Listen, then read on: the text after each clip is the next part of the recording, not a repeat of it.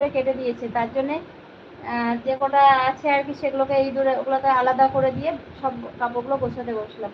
আর কিছু কিছু ধরো সবগুলো দেখা হয়নি, তাই একটা দুটো করে দেখছি, আরও উল্টে পাল্টে দেখছি যে আরও কি কি কেটেছে সেগুলোকে দেখছি আর ভাঁজ করছি আর কি।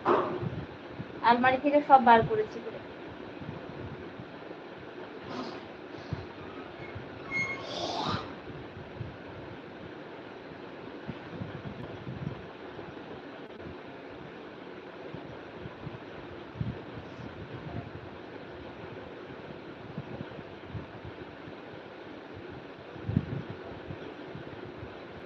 সবাই লাইক করে কমেন্ট করো।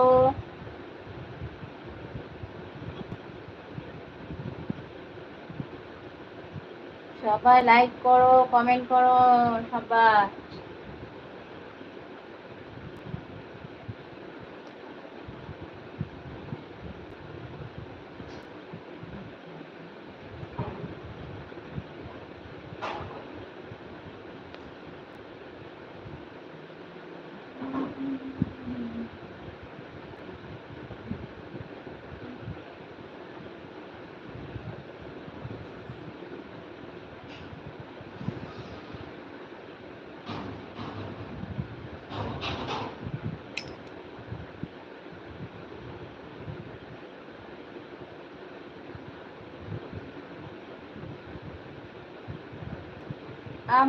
আমরা তো রাতে ভাত খাই, তো ভাতই খাবো। আর আমি রাতে আজকে ভাত খাবো না মনে হয়, তার কারণ দিনে ভাত খেতে অনেকটা দেরি হয়ে গেছিলো, তো ওই ভাতই মনে হচ্ছে এখনো হজম হয়নি, পেটে ভরাই আছে, একদম মানে ভালো লাগছে না, তার জন্য ভাবছি ভাত খাবো না, কিছুই খাবো না, তাই ভাবছি।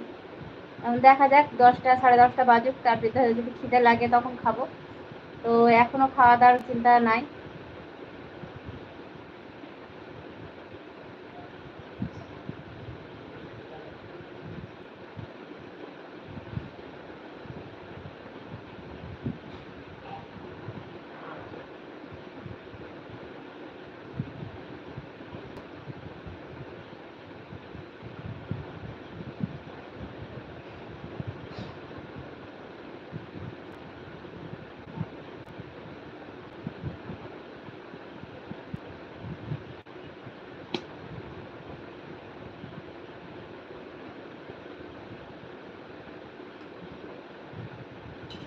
আমাদের এখানে প্রচন্ড মশা হয়, খুব বিরক্ত, দেখো লাগছে মুখের করে উড়ে বেড়াচ্ছে, এত মশা।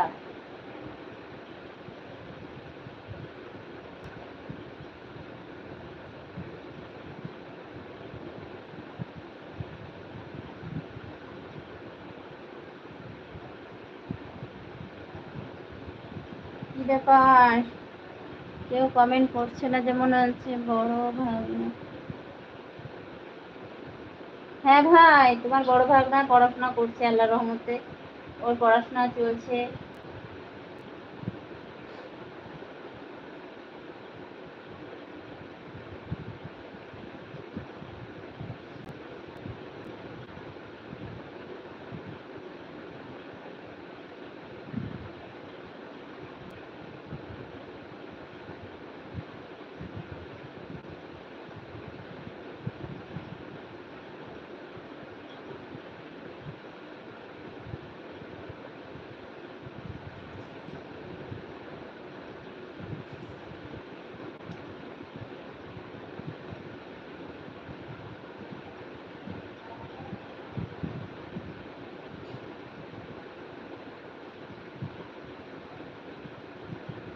হ্যাঁ ভাই, পাশে পানি যেমন বৃষ্টি হয়েছে, পাশে পানি জমে গেছে,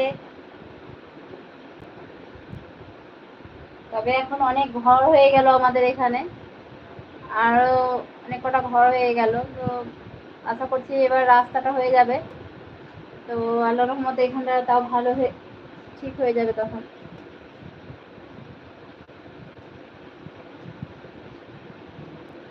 মানে একটু জায়গাটা খাল তো, মানে চারিদিককার পানি, যখনই পানি হয় তখন চারিদিকের পানি এসে তখন জমে যায় এখানে।